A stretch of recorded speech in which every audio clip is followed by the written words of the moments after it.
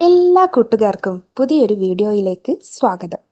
എൻ്റെ കുക്കിങ്ങും ദിനചര്യകൾക്കുമൊപ്പം നിങ്ങൾക്ക് ഉപകാരപ്പെടുന്ന ചില അറിവുകൾ പങ്കുവെക്കാനാണ് ഈ വീഡിയോ. പറയുന്ന കാര്യങ്ങൾ മാത്രം ശ്രദ്ധിക്കുക. വിഷ്വൽസ് ശ്രദ്ധിക്കേണ്ടതില്ല.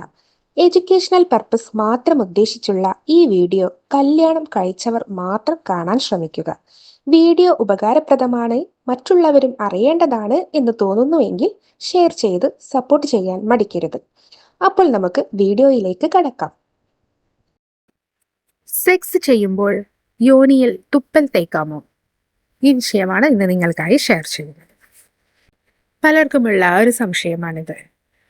തുപ്പൽ യോനിയിൽ ഉപയോഗിച്ച് സെക്സ് ചെയ്യാമോ എന്നത്. എന്നാൽ തുടക്കമേ പറയട്ടെ, ഇതിന്റെ ഉത്തരം നോ തന്നെയാണ്. കാരണം ഇനി പറയാം.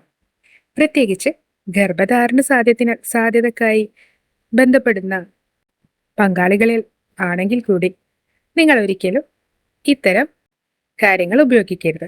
കാരണം നമ്മുടെ സലൈവ അഥവാ തുപ്പലിന് ബീജത്തെ കൊല്ലാനുള്ള ശേഷിയുണ്ടെന്നാണ് പഠനങ്ങൾ വ്യക്തമാക്കുന്നത്. അതെ, 2 മിനിറ്റ് കൊണ്ട് തന്നെ ബീജത്തെ നശിപ്പിക്കാനുള്ള ശേഷിയുണ്ടെന്നാണ് പറയുന്നത്.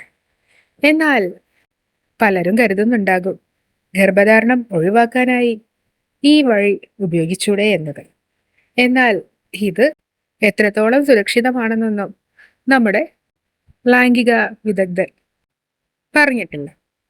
തുപ്പൽ ഉപയോഗിക്കുന്നത് യോനിയിൽ പലതരത്തിലുള്ള ഇൻഫെക്ഷൻ ഉണ്ടാകാനുള്ള സാധ്യതയുണ്ട്.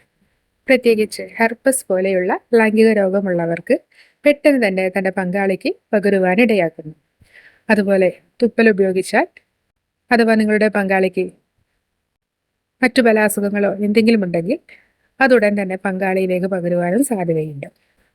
അതുപോലെ തന്നെ ചില പങ്കാളികൾ തീരെ ഇഷ്ടപ്പെടുന്നില്ല ഇത്തരം രീതികൾ. കാരണം അവർക്ക് നീറ്റായിട്ടുള്ള ഒരു സെക്സ് ഫീൽ ചെയ്യുന്നില്ല എന്നതാണ് ഇതിന്റെ അർത്ഥം.